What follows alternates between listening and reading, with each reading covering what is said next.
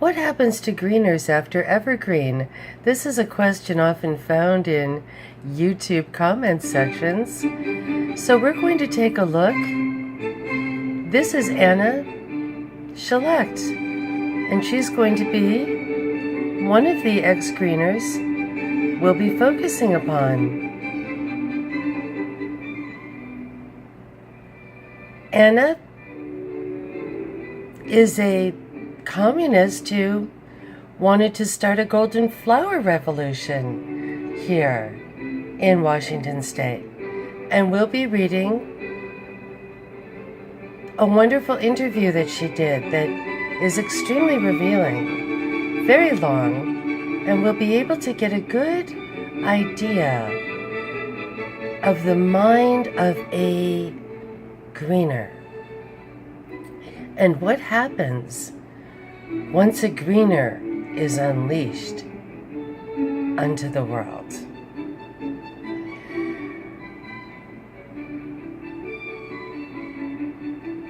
Our other greener grad is Scott Scurlock.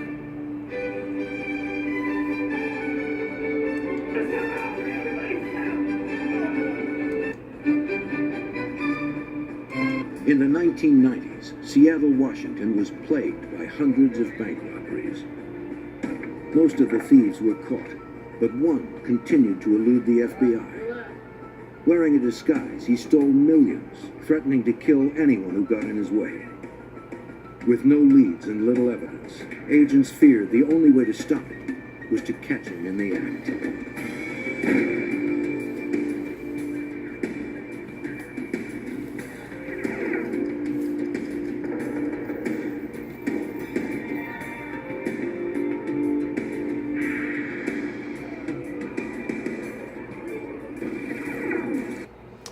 Okay, so yes, one of them is part of a crime scene, and this is going to be very interesting as things unfold.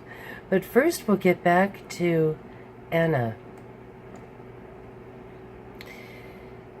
And if you want to look up her interview online, it's the Queer Space Reclamation Project right there. And this is interview of Anna, Lesbian, Olivia.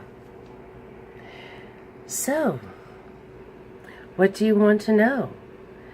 Some of the things that I have connected to you and was suggested to come to you about are things like nanny noodles. Do you know anything about nanny noodles? Nanny noodles was one of a number of women's households that were created in the 70s as part of a broad-based intentional communities movement, a part of which was the woman's space movement, or do-it-yourself feminist revolution. Since it was clear that we couldn't take over the country, well, we could at least take over our immediate home space and work together to create the sort of community that we envisioned. After the Vietnam War ended, activists realized we weren't going to have a cultural or political revolution in this country. As a result, politically active people either went into politics and ran for office, or they got involved in urban organizing, or they got involved in building intentional communities. This created a sort of leftist diaspora, a dispersion of lefties and hippies and feminists who migrated out across the country, looking for places to create these intentional communities. Some of this was back to the land movement that created communes across the country, including here in Washington State. This movement also involved a sort of urban homesteading where leftists would buy houses in the city and make them into land trusts so that no one individual owned these homes as real estate. Instead, the occupants were stewards of an ongoing home base for political activists. As part of this, lesbians came to the conclusion that heterosexism would not allow for gay equality. So we had to create women's space to build up our own equality. And we did so by creating intentional communities across the country. Olympia was one of those areas where people migrated and created collective households. So in this way, this movement for intentional communities went from the national or macro level to local, then to the micro level, which is the household unit. In Olympia, what was meant was that people would create households based on an affiliation to being lesbian identified. In those days, there were many interpretations. This could mean being straight, bi, asexual, and some cases that meant straight male or transgender male or gay male or bisexual male. The unifying element was being women identified. Believed there needed to be a safe place for women and children in the face of an extremely homophobic world. This is the context in which Nanny Noodles was created as one of those households. It was located in rural area on North Avenue. on 11th Avenue Northwest. For a period of time, I lived right next door in the neighbor lesbian household called Millet House. Nanny Noodles was called Nanny Noodles because it was covered with painted squiggles. And it had some amazing people like Catherine Ford, Rhoda, and other people who came and went. Obviously, someone along the way was already enough to paint the noodles on the house. The really exciting thing throughout the women's community, as well as the greater Olympia community, one of my housemates was a woman named Barb Marino, who helped organize the Northwest Women's Music Festival, which was held in our joint back pastures. We brought down Farron and a bunch of other people, whose names I can't remember. Barb's band at the time was a Bratza, an all-women's jazz band. There weren't as many telephones back then, and you had one line in the house, and you had to be there to answer. There were no answering machines either. We couldn't afford them. I was home a lot, and I always ended up taking all the calls for the festival. Anyway, the households were little oases of equality and safety, providing a home where people could live and not be evicted, not be attacked, not be abused for being a woman or being lesbian. Nanny Noodles was a rental, but I'm not sure. Millet House was owned by two women who lived there, and they opened it up to become a collective household. I moved from Millet House. I am now at which at the time was a collective house in the process of becoming a land trust. We called ourselves Gold Flower Brigade after a character in a story from the Chinese Revolution.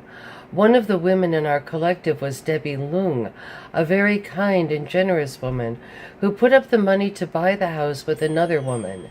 Debbie is first-generation Chinese American. Her parents actually fled China prior to the Cultural Revolution after World War II. The name Goldflower came from a Chinese Cultural Revolution story of a woman whose husband beat her and treated her very badly for years. But after the Cultural Revolution came all of her comrades, and they said, "We're going to help re-educate your husband. We'll stone him to death." Laugh. However, by the end of the story, she threw herself in front of him to save him. She said they scared the hell out of him, and he would never mistreat her again. So we all liked the story about re-educating sexist jerked men, and we called ourselves the Golden Flower Brigade. So there were a series of houses. Nanny Noodles was one, Millet House next door to another, Nancy Leish, who still lives at the same farm, in a place I can't remember if it ever had a name, was next to the farm over. I became an urban dweller then, and I lived in Gold Flower Brigade. Jean Eberhardt lived in Raging Women. There was another household called Revolting Women, and there were, I'm not going to remember the name of all the households. Okay, this is going to be a long interview, so we're just going to do it in fits and starts, but it's going to give you a really interesting idea of the birth of the social justice warrior. That story began in the late 70s, and so it's going to continue until now. But we'll go back to our other Evergreen person, just to give you a little more glamour into the situation of Evergreen. There first. He wore the Reagan mask. The other accomplice was Steve Myers, the man who drove Hollywood's getaway cars. Special Agent Johnson pressed Myers for Hollywood's real name. You need to tell me who this person is, where he is. And he finally said, okay, I'll tell you. The person you're looking for is Scott Scurlock. Scott Scurlock wasn't a police officer. He was a local actor. Agents moved in on his 20-acre ranch in Olympia, Washington, an hour south of Seattle.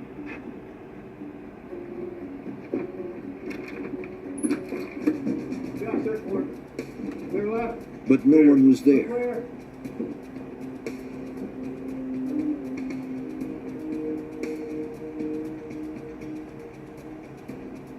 Investigators found a semi-automatic 9mm Glock.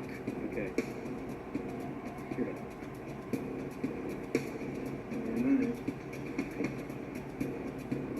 Check it out. Agents recovered $23,000 in cash.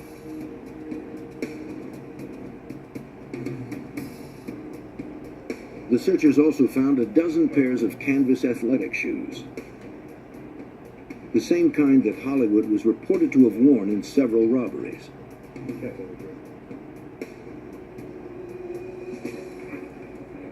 Behind the house, agents approached a barn. Inside, they found tools, building materials, and equipment. On the dusty floor, one of the agents noticed some footprints that led to a trap door.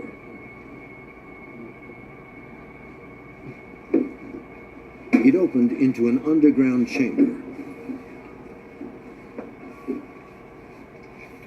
Is your light switch anywhere?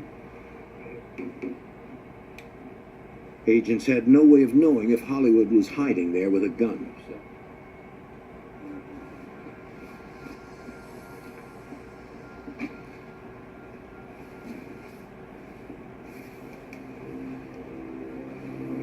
Scurlock wasn't there. But behind a curtain, they discovered a second room. It was a complete makeup studio. The agents also found a photograph of Scurlock without makeup.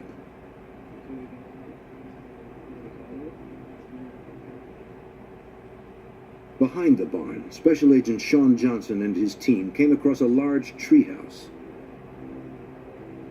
It sat about 60 feet up into the trees. It was built on 7 cedar trees. It consisted of 3 stories. It had numerous ramps that extended out from the treehouse. It was something to behold.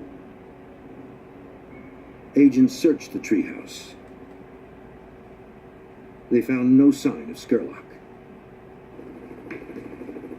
Police were still patrolling the neighborhood where the shootout had occurred the night before.